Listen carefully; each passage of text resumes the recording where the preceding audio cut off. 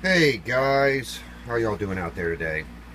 What we got today is Keith's Cobra 2000, and basically he sent it in. We did this radio a few months back for him and did some updates to it, plus we did some mods back then. But he sent it back. The squelch wasn't working properly, and he wanted all the HiFi mods done on the transmit and receive, and also we direct injected it for him. So we've got that all here on the switch. So as you see, the switch is marked, and the down position is back to the stock mic in the face of the radio, and the up position activates this 1/4-inch phono jack.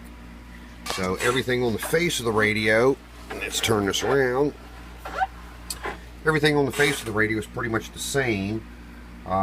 Nothing's changed up here. Like before, variable control right here in the SWR cow pot, and everything else is pretty much locked in the same. So give me a few minutes, let me get stuff hooked up. I want to show you a new little thing I found. My brother actually found this. I'm not real sure where he picked it up at, but he's one of those guys that likes to hit, what do they call them shops? Not a pawn shop, but shoot, I can't think of the name of what they call them, but he does a lot of going in and out of those, and he found this in there and wasn't sure if this was something me or my son could use, because my son plays in the band and my son really couldn't use it. And I said, let me give it a try and see what it does.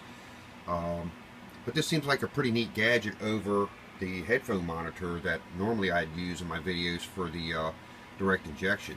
This really seems to help these 2000s and 148s out. But we'll be back. Let me get the iPad and everything hooked up, and we'll give you a test run demonstration. We'll be back. Okay guys, we got the 2000 all hooked up, and let me give you a little rundown of what's going on. This is the program I use. It's not on the right patch, so let's get on the right patch first. We use the Madison 2 patch. So as you see in the title up there, it shows Madison 2. Okay.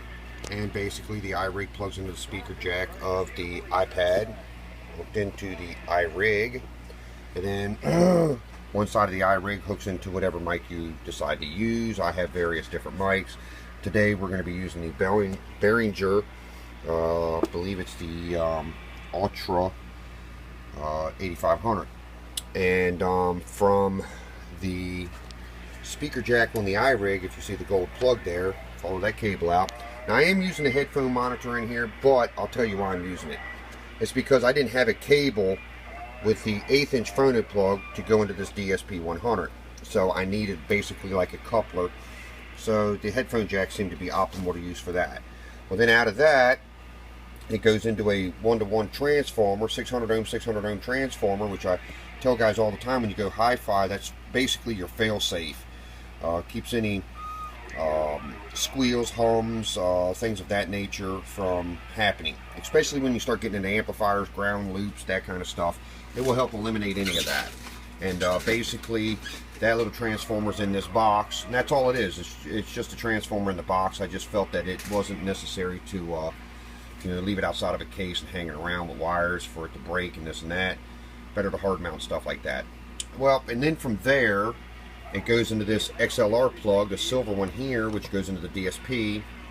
And then from the DSP, as you see, my connector's undone here for this cord, but this cord comes around, and it's a long cord, and this goes up, and this is actually going into the back of the radio.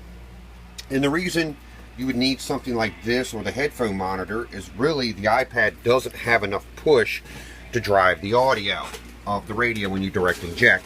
And that's one of the things most of the guys talk about, that when you direct inject a radio, say like these 148s 2000 style chassis radios, you need a little push to get them going. So basically you need some type of amplifier to get these things rocking and rolling. The iPad just doesn't have enough amplification to do that. It'll work with it, you just won't see no watts, and the audio may be just a little bit low. So you need something that'll get that up there, and that's where one of the small amps come in line. I tell most of the guys, just get you a 2-channel mixer and put that in line. You wouldn't need something like that. That's just something that was my brother found at one of those like Salvation Army type shops or whatever you want to call them things. But he found that there, picked it up for like $5 or $10. I mean, the unit, from what I understand on online, I did a little research on it, generally go $50 to $70 new. That's really not bad, and I haven't really figured out how to fully use it yet. But basically, it has a built-in compressor, built-in noise gate. It's got some low-cut filters. It feedback destroys, so if you get any feedback from something, it helps destroy that, and it can learn all this. It has a learning function. I haven't really played around with all that yet, and that's something I want to do next, and play around with it and try to figure this all out. But right now I'm just using this to be my amplifier for the audio circuit. So let's get on with the show now. One thing a lot of guys ask me questions on is, you know, keying up the radio. Well, you can use anything to key up a radio. You can use an old microphone. Just make sure you disable the mic in it itself and that microphone, so you don't have two things going on at one time. And just clip the mic element wires. That's all you got to do, and then you've got an instant key up. I use this old toy box.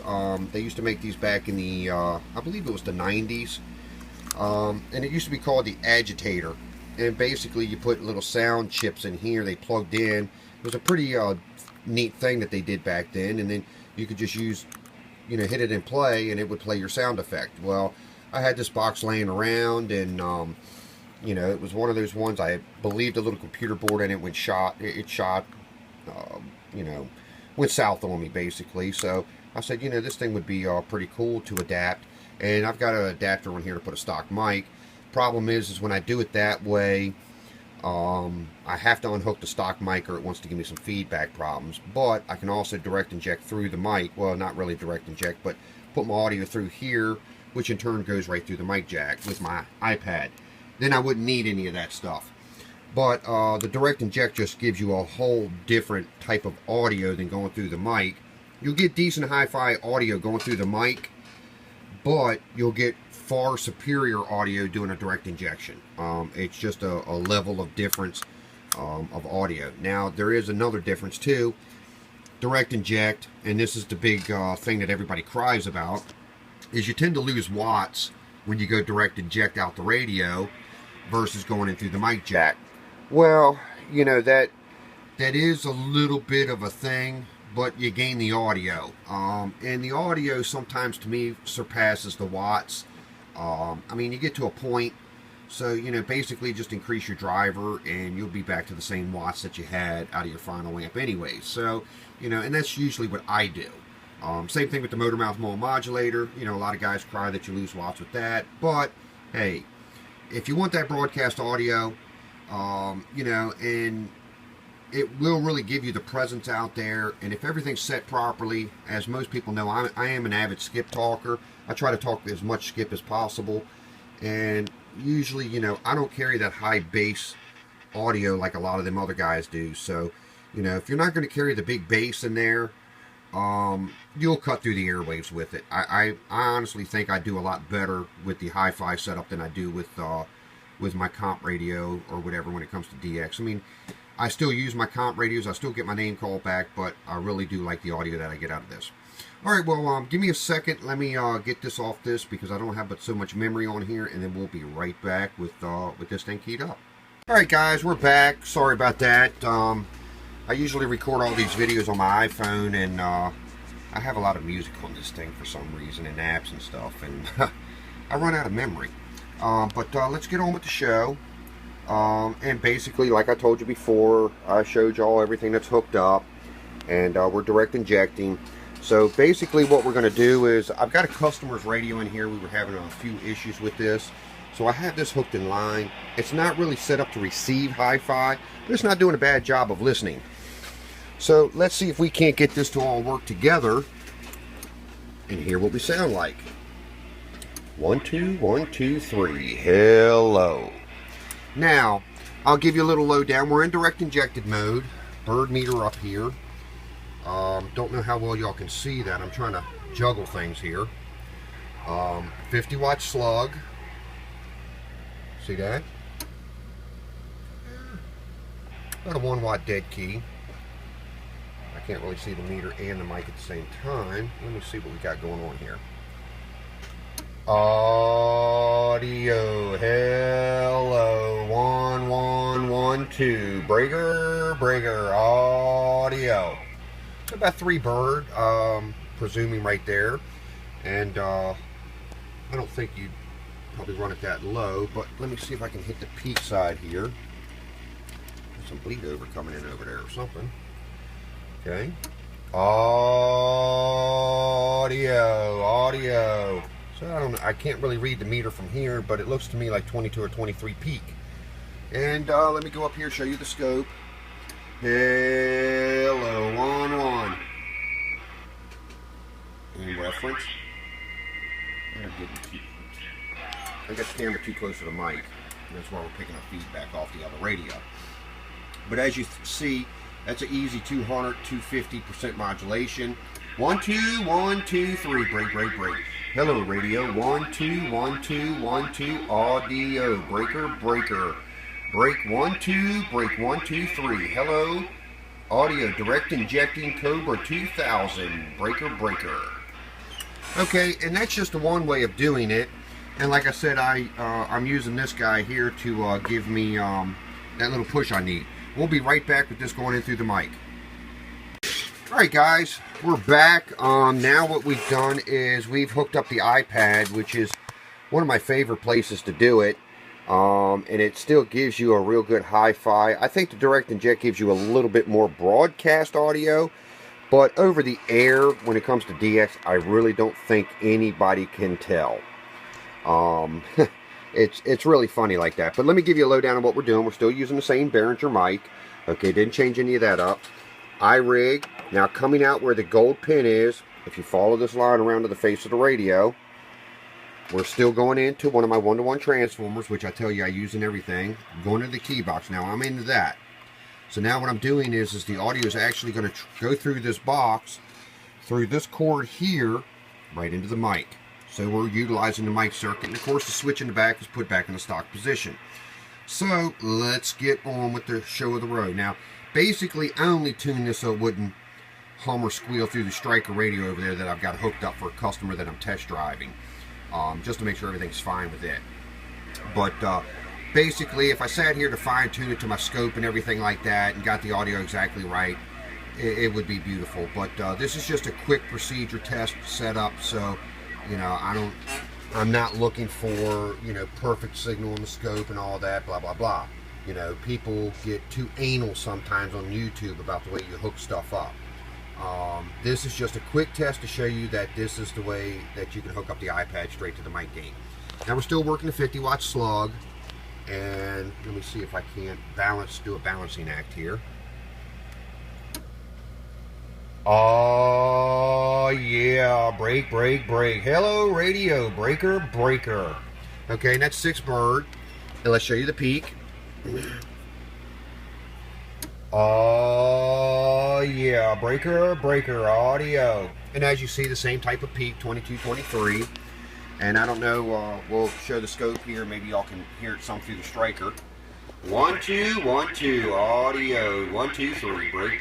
Oh yeah, hello. 1 2 1 2 3 break audio.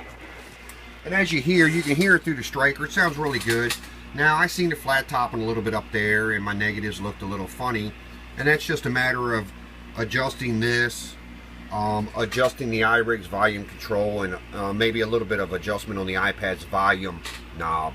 And I didn't sit here and fine-tune all this in, so you know, it was just enough to do this video. A quick hookup. It's not the way I usually run my setup here, but that just gives you a lowdown of what it'll do. Now once you got everything properly set, you won't see the 6 bird watch. You'll probably drop back to 4 or 5, which is a little bit better than the Directinject, where the Directinject you might only got 3, you know, and so forth. You're still going to see the same peak watch no matter which way you go. So if you're a peak guy, hey, it's great for you. But if you're an RMS guy like I am, you know, you're trying to give something to push your amplifiers a little bit. I mean, I know there's a heated discussion over that, but that's just me. I hope you enjoy it, Keith. We enjoy doing the work for you, man. I'm sure you're really going to be happy with this. And oh yeah, just by let's see, let's though, you know what, I have no speaker in line, but your squelch is fixed now. It is acting correctly at about 50. You know, at about 12 o'clock, the squelch really starts kicking in real good with my tone generator. So we've got it all set. It was a little bit of a some fun figuring out the circuit and figuring out what somebody else had already done, but we got it fixed for you, buddy. And you're hi-fied and you're ready to go. So enjoy, Keith. 73s, everyone. Stickman at the No Name MCB shop. If this is something you would like, give us a shout. We'll help you out. Oh, iPad audio. And I use it every day and love it to death. We'll see ya. Stickman. Bye, bye, bye.